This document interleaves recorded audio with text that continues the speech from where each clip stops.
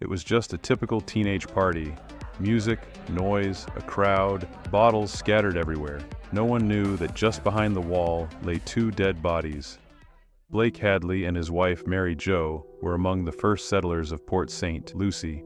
In 1983, they moved there from Fort Lauderdale to be closer to Blake's parents, who had recently retired. Mary Jo and Blake Hadley were a kind, honest couple. Both had jobs and led respectable lives. Blake worked as an engineer at a nuclear power plant, and Mary Jo was an elementary school teacher. People spoke of her as someone who was always ready to help and never turned her back on anyone. In 1987, they had their first child, a boy named Ryan. 6 years later, on December 16, 1993, their younger son Tyler was born. The family was warm and loving, and both boys grew up surrounded by care, at least for a while. Mary Jo suffered from chronic depression. When Tyler turned 6, he began to show the same symptoms. Concerned, his parents took him to a psychologist, but it didn't help. By age 10, Tyler was on antidepressants, specifically a selective serotonin reuptake inhibitor. To many, that might seem extreme, but for the Hadleys, it became part of daily life. Perhaps Mary's own past struggles made her overly protective. The moment Tyler seemed sad or got hurt, she would rush to his aid. By age 15, he was diagnosed with ADHD and prescribed stimulants along with another antidepressant. Due to thyroid issues, he was also undergoing hormone therapy. Tyler had a hard time coping with adolescence. He continued to struggle with depression and developed bulimia. His mother, worried that he was being bullied for his short stature and weight, began giving him growth hormone injections. Despite all this, Tyler seemed like a fairly normal, even happy kid. Neighbors described him as polite and well-mannered. He loved skateboarding, playing baseball with his dad, and spending time outdoors. He was very attached to his parents, often waiting for his father to get home so they could play catch. On weekends, laughter and the splash of water could be heard coming from the Hadleys' backyard pool. But everything changed when Tyler started high school. The quiet boy became eccentric, unpredictable, and restless. In class, he would draw attention by shouting or laughing for no reason. One day, he and some friends found an old couch, dragged it to the river, and set it on fire. The flames nearly reached nearby buildings, but the fire department arrived just in time. The group got off with a warning, but for Mary Jo, it was a wake-up call. She was losing control of her youngest son. Tyler's mental state worsened. His antidepressant was switched again, and tranquilizers were added. He started hanging out with the wrong crowd, smoking weed, and experimenting with other substances. In the spring of 2011, at age 17, Tyler was arrested. After a fight with a friend and an earlier theft charge, he spent a week in jail and another 2 under house arrest. His older brother Ryan went away to college, and Tyler was left alone with his parents. Trying to discipline her son, Mary Jo took away his phone, but that only heightened the tension. Tyler began to hate his mother. Arguments, once commonplace, were now laced with obsessive rage. He even openly said he wished his parents were dead. It became clear. Tyler was on the edge. July 16, 2011, a hot, sunny day. The temperature hovered around 82 degrees Fahrenheit. At 11:15 a.m., Tyler posted on Facebook, "Party at my crib maybe." Then at 8:15 p.m., a new update. "Party at my house tonight. Hit me up." He wasn't particularly popular at school and didn't talk to many people. Most students wouldn't have recognized him by face, but the idea of a crazy party without parents sounded too tempting to pass up. In a quiet town like theirs, there weren't many places to have fun, and no one wanted to miss something like that. The evening really did promise to be legendary, just not in the way anyone expected. No one knew for sure where Tyler's parents had gone, or how long they'd be gone. He had been talking about throwing a party for a week, but no one took it seriously. His parents were strict and completely against parties at their house. Everyone knew that. So when he started mentioning it, people just thought he was bluffing. But if the parents were really gone, well, then it was time to let loose. There really was nowhere decent to hang out in Port St. Lucie. No beach access, few cafes or clubs, and the parks closed early. So it's no surprise that around 60 people showed up at Tyler's. Most of them didn't even know who he was, and they certainly didn't care about his house or belongings. By morning, the place looked like a landfill. The couch was ripped apart. All the food was gone. People stubbed their cigarettes out on the walls, the carpet, and the furniture. The floor was littered with cans, bottles, and trash. The lawn was trampled, the wallpaper torn down, and the family computer was destroyed. The keyboard was soaked in dried brown liquid, probably beer, or worse. When people asked where his parents were, Tyler gave different answers. They went to Georgia, they're in Orlando, they don't live here anymore, this is my house now. By midnight, there were more than 100 people in the house. It looked like it had been ransacked by vandals for a week. There were even some bloodstains here and there, but no one paid attention. Someone figured it was just the aftermath of an out-of-control party. One guest, while playing beer pong, dropped the ball under the table, where it rolled into a sticky brown substance. He grimaced, wiped it on his shirt, and kept playing. In the background, someone joked, "What if Tyler killed his parents?"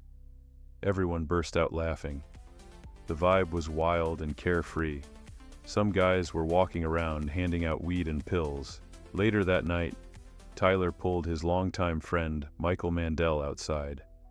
They'd been friends since they were 8. At the edge of the driveway, Tyler told him he had terrible news. Then he admitted he had killed his parents. At first, Michael didn't believe him, but Tyler was calm. He said he could prove it. He pointed to the garage. Both his parents' cars were still there, meaning they hadn't left town. When they turned on the light, Michael saw bloodstains on the door and door hinges. He froze, horrified.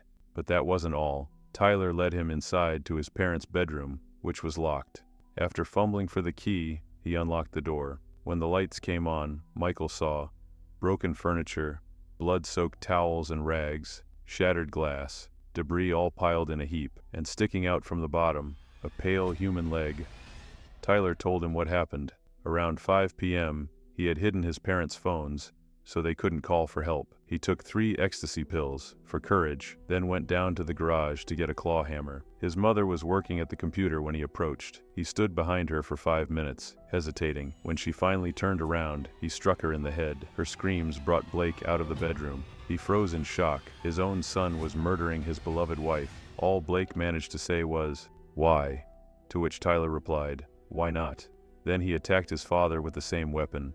When it was over, he wrapped their heads in towels, dragged the bodies into the bedroom, and laid them face down. He placed the murder weapon between them. Then he piled towels, furniture, rags, glass, and other debris on top to try to hide the scene. Even though he spent 3 hours cleaning up, he couldn't erase all traces of the crime. That brown substance under the table and on the keyboard, the one the beer pong ball fell into, was one of them.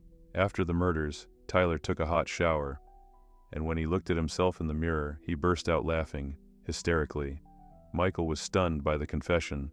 He asked Tyler to take one last photo together, knowing this would likely be the last time they'd ever see each other. After that, Michael left the party. Tyler stayed. He kept drinking and partying with strangers. Around 5 a.m., he posted again on Facebook, "Party at my house." About 50 people were still inside, but instead of more guests, it was the police who showed up at the door. Michael had told them everything. Officers drew their weapons and ordered Tyler to put his hands up. He didn't respond. His eyes were wide open, pupils dilated. He was still high. They tackled him to the ground. As they headed for the master bedroom, Tyler suddenly screamed, "No, don't go in there." Of course, they didn't stop. They forced the door open, and under piles of debris, they found the bodies of Mary Jo and Blake Hadley, beaten to death. During the search, police found a stockpile of prescription drugs in Tyler's name: tranquilizers, antidepressants, stimulants. They also discovered that after the murders, he had withdrawn $5,000 from his parents' bank accounts. News of the party and the double homicide spread quickly through town. It reached his older brother Ryan, who had just lost not only his parents, but effectively his brother too. Later investigations revealed that Tyler had been planning the crime well in advance. He had fantasized about throwing a party with the bodies still in the house, lying just behind a door. On May 20th, 2014, Tyler Hadley was sentenced to life in prison without the possibility of parole. The death penalty wasn't an option. He was only 17 at the time of the crime. Much of this story raises a single question: what turned an ordinary boy into a murderer? Since the age of 10, Tyler had been on medications that directly affect the brain: antidepressants, tranquilizers, stimulants, hormones. Later, ecstasy and alcohol. All of it accumulated inside him until one day something simply snapped. But one thing is clear: regardless of the reasons, someone who kills his parents to throw a party deserves to rot behind bars. And yet, given Tyler's long list of mental health diagnoses and the cocktail of medications he'd been taking since childhood, the question remains: how much control did he really have over himself at that moment? Perhaps he had long since lost touch with reality, and the aggression combined with the drugs exploded in one horrifying act of violence. In a letter from prison, Tyler wrote to a friend, "I regret everything I did. I swear if it weren't for the drugs, I'd still be living a normal teenage life, not sitting in a prison cell. I ruined so many lives. I'll never forgive myself. I cry often because I know how guilty I am. The devil took over me. He spoke to me, and I answered. That's why I acted like a lunatic." The words sound like remorse. But were they sincere? One of Tyler's cellmates later said he saw no remorse at all. On the contrary, Hadley bragged about killing his parents. He called himself the Hammer Guy. He wanted to throw a party no one would ever forget, and he did. But now, his name will forever be linked not to fun or teenage rebellion, but to murder, and the death of the two people who loved him more than anyone else.